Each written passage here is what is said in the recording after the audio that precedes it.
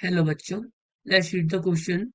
The question says a block of mass 2 kg slides down an inclined plane of inclination 30 degree. The coefficient of friction between block and plane is 0.5.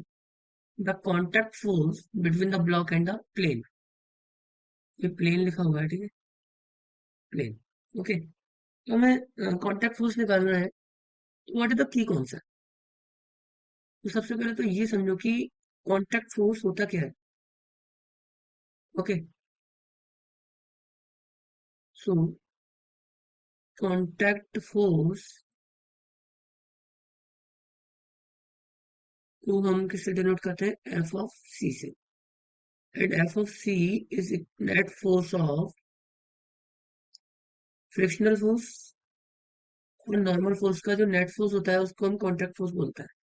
ठीक है, जैसे कि मैंने माना ये मेरा एक इंक्लाइंड प्लेन है. इस तरीके से कितने डिग्री एंगल होता है? 30 डिग्री इंक्लिनेशन है.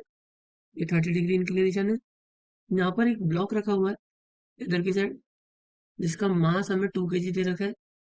तो मैंने इसको 2 kg लिख दिया. तो इधर की साइड वेट लग रहा होगा, वेट का कंपोनेंट आएगा, क्या आएगा? एम जी साइन थीटा आता है. ओके, मैं यहाँ पर लिख दिया M G sine theta. Okay, ऊपर की साइड नॉर्मल लग रहा होगा और इधर की साइड क्या लग रहा होगा? फ्रिक्शन लग रहा होगा. ओके, और फ्रिक्शन और नॉर्मल का जो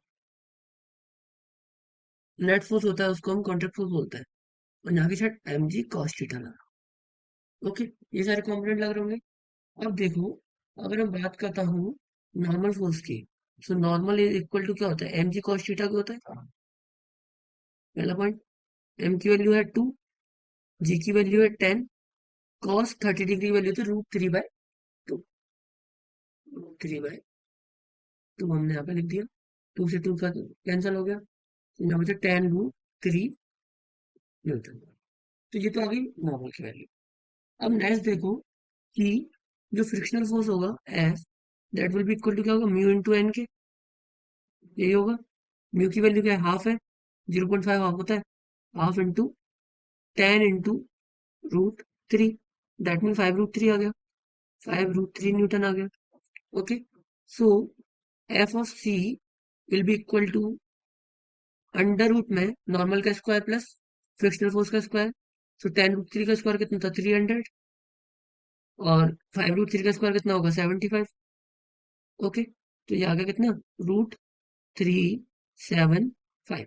और अगर मैं 375 के वो करता हूँ, फैक्टर करता हूँ, तो मेरे पास आएगा 15 इंटू 25. अगर मैं करके देखता हूँ तो मेरे पास यही आएगा. ओके, तो मैंने इसको लिख दिया अंडर रूट में 15 इंटू 25. सो एफ ऑफ सी की क्या वैल्यू आ गई? 15 तो किसी का स्क्वायर रूट नहीं है, लेकिन 25 5 का है. तो मैं इसको 5√15 न्यूटन लिख सकता हूँ.